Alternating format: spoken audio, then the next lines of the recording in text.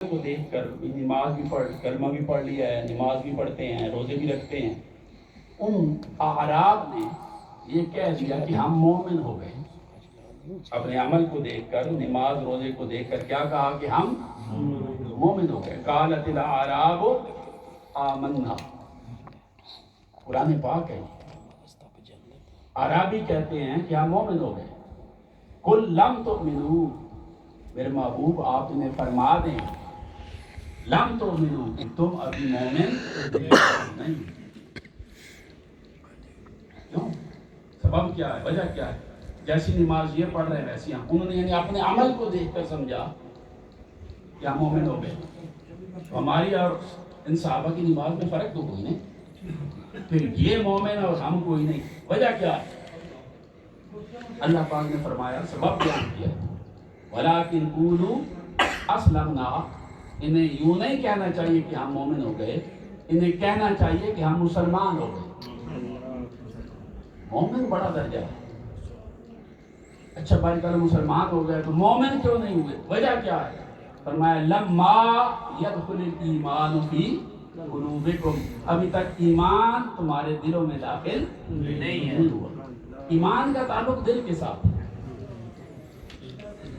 دل میں داخل ہو تو ایمان ہوتا ہے۔ اور حضور کیا فرما رہے ہیں؟ مولا کائنات علی شیر خدا فرما رہے ہیں، آقا علیہ السلام نے قسم اٹھائی ہے، فرمایا اہل بیت والذی نفس محمد بیدہ، اس رب کی عزت کی قسم جس کے قبضہ قدرت میں میری جان ہے، لن یدخل قلب رجل الایمان، کسی بندے کے دل میں ایمان اس وقت تک داخل ہی نہیں ہوتا جب تک وہ میرے اہل بیت تمہارے ساتھ محبت نہیں کرتا۔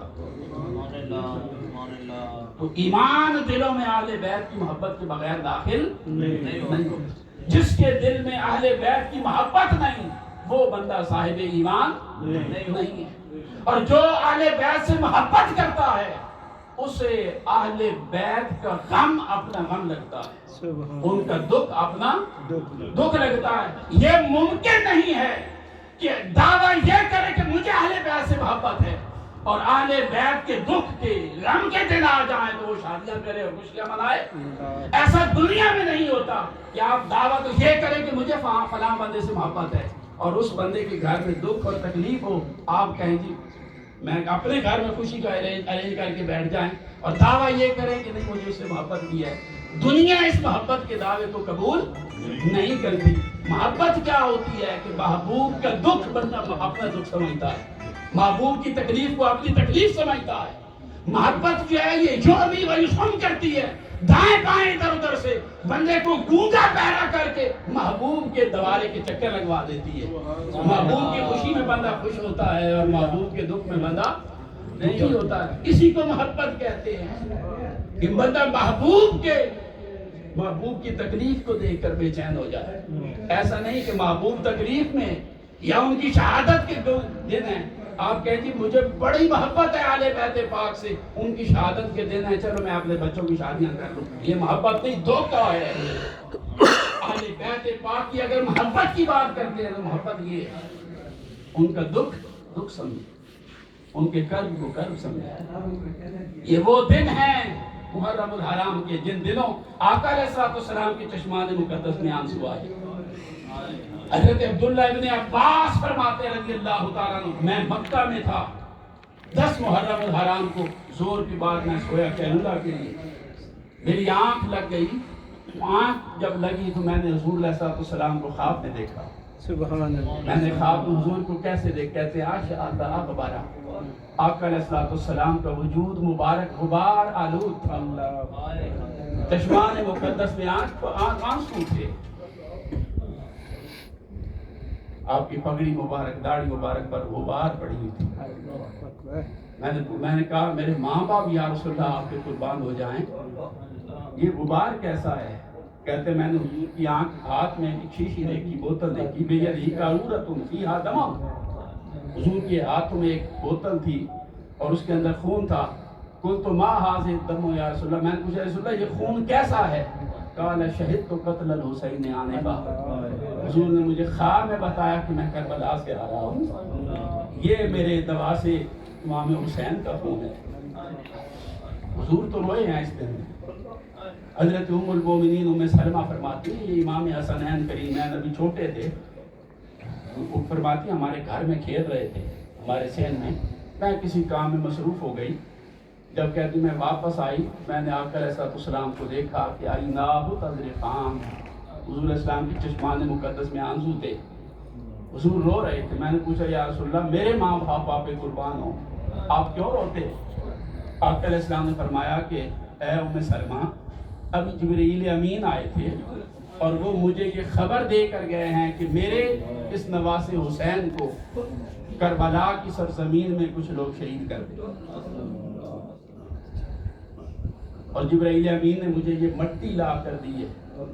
ام المومنین فرماتی ہے میں نے وہ مٹی سنبھال لی، اس کو بوتل کے اندر ڈال کے رکھ لیا، اور میں ہر روز اس مٹی کا مشاہدہ کرتی تھی، اور میں سوچتی تھی کہ اور حضور نے مجھے بتایا تھا کہ اذا تحولت هذه التربة دما فاعلمی ان ابنی قد قتل۔ ام سلمہ جس دن یہ مٹی خون میں بدل جائے سمجھ لینا کہ میرے فرزند کو شہید کر دیا۔ وہ فرماتی میں روز دیکھتی تھی مدینہ طیبہ میں، جب 10 محرم الحرام کا دن آیا میں نے اس مٹی کو دیکھا کہ وہ خون میں بدل گئی۔ بعد میں خبریں ملی کہ 10 محرم الحرام کو حضور کی آل کو شہید کر دیا گیا۔ حضور تو روئے ہیں ان دنوں کے اندر، آپ کی چشمان مقدس میں آنسو آئے ہیں شہادت امام حسین کو یاد کریں، اور کوئی کرب کی ایسی قسم نہیں ہے جو کرب حسین میں جمع نہیں، جو ان کے دکھ میں نہیں۔ ہر قسم کی تکلیف یہاں ہے، جان کی آزمائش بھی آئی ہے، مال کی بھی آئی ہے، اولاد کی بھی آئی ہے، گھر کی آل بیت ان کی آزمائش بھی آئی ہے، لخت لخت جسم بھی ہوئے ہیں، بھتیجے شہید ہوئے، اولاد شہید ہوئی، بھائی شہید ہوئے، چھوٹے بچے علی اصغر تک 6 ماہ کے بچے شہید ہوئے۔ یہ کوئی خوشی کے دن تھوڑی ہیں، یہ تو اذیت کے دن ہیں، آل ایمان کے لیے تو رونے کے دن ہیں۔ اور محبت دعویٰ بندہ کرے کہ مجھے بڑی محبت ہے اور گھروں کے اندر خوشیاں سجا کے رکھے، یہ پھر جھوٹے دعوے ہیں، سچے دعوے نہیں۔ محبوب کا کرب اپنا کرب ہے، محبوب کی تکلیف اپنی تکلیف، اور یہ تو پھر حضور کا خاندان ہے بھائی۔ حضور اسلام نے کیا فرمایا، بلکہ حضور علیہ السلام سے پہلے اللہ پاک نے کیا فرمایا؟ اللہ پاک قرآن پاک میں فرماتا ہے قُلْ إِنْ كَانَ آبَاؤُكُمْ وَأَبْنَاؤُكُمْ وَإِخْوَانُكُمْ وَأَزْوَاجُكُمْ وَعَشِيرَتُكُمْ وَأَمْوَالٌ اقْتَرَفْتُمُوهَا وَتِجَارَةٌ تَخْشَوْنَ كَسَادَهَا وَمَسَاكِنُ تَرْضَوْنَهَا أَحَبَّ إِلَيْكُم مِّنَ اللَّهِ وَرَسُولِهِ وَجِهَادٌ فِي سَبِيلِهِ فَتَرَبَّصُوا حَتَّىٰ يَأْتِيَ اللَّهُ بِأَمْرِهِ۔ فرمایا کہ لوگوں ان کان آباؤکم تمہارے باپ دادا، وابناؤکم تمہارے بیٹے پوتے، تمہارے بہن بھائی، تمہاری بیویاں، تمہارے رشتہ دار خاندان، تمہارا مال تجارت، تمہارے خوبصورت گھر، یہ 10 محبتیں گنوا دی اللہ پاک۔ فرمایا ان سب سے تم محبت کرتے ہو، جائز ہیں کرو، لیکن یاد رکھو اگر ان ساری چیزوں کی محبتیں اللہ اور اللہ کے رسول کی محبت سے بڑھ گئیں اور اس کے دین کی جدوجہد، اقامت کی جدوجہد سے یہ محبتیں بڑھ گئیں، پھر انتظار کرو اللہ کے فیصلے کا۔ یعنی مطلوب یہ ہے کہ بندہ اپنی جان مال سے بڑھ کر، اپنی اولاد سے بڑھ کر، کائنات کی ہر شے سے بڑھ کر آقا علیہ السلام کی ذات سے محبت کرے۔ ایک روایت میں حضور نے فرمایا لا یؤمن احدکم حتی اکون احب الیہ من نفسہ واہلی احب الیہ من اہلہ۔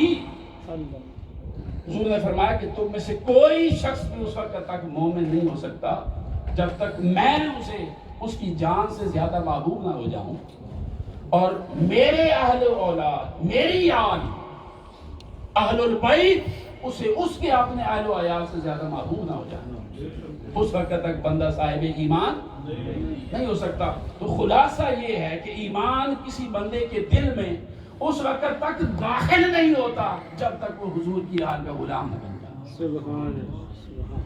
اس لیے حضور نے فرمایا لا اسالکم علیہ اجرا الا المودۃ فی القربى، اور لفظ کل آیا ہے، لفظ کل آئے تو وہاں مطالبہ خدا ہوتا، مطالبہ یعنی بہت ساری چیزوں کے اللہ پاک نے مطالبے کیے ہم سے، ریکوائر کی، ڈیمانڈ کی اللہ پاک نے، اس کی کمانڈمنٹ آئی ہمارے لیے، مگر ہر جگہ پر لفظ کل نہیں ہے۔ اقیم الصلاۃ، کل اقیم الصلاۃ نہیں ہے کہ نماز پڑھو، کل آتوا زکات نہیں فرمایا، میرے محبوب آپ نے فرما دے کہ زکات دے، نہیں، وہ اللہ پاک نے وہ خطاب براہ راست کیے، وہ حکم خود براہ راست عطا فرمائے، مگر کبھی کبھی کسی چیز کی اہمیت کو بہت زیادہ اجاگر کرتا مقصود ہو، وہ لفظ کل کہتا ہے کہ میرے محبوب میں یہ چاہتا ہوں، چاہت میری ہے، مقصود میرا ہے، چاہتا میں ہوں، مطلوب میرا ہے کہ یہ کرے، پر میں یہ چاہتا ہوں کہ تیری زبان سے ان کو کہلوایا جائے،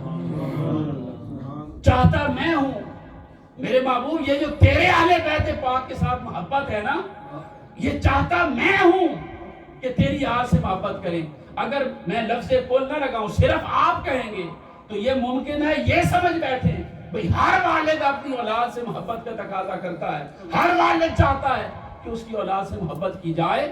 میرے محبوب میں لفظ کل استعمال کرتا ہوں تاکہ انہیں پتہ چل جائے کہ اہل بیت پاک سے مودت کا تقاضا مصطفیٰ نے بعد میں کیا ہے، خدا نے پہلے کیا ہے۔ سبحان اللہ۔ قل لا اسالکم علیہ اجرا الا المودۃ فی القربى، پھر یہ قربا ہیں کون جن کی مودت واجب کی جا رہی ہے؟ یہ کون ہے جن کی مودت واجب ہے؟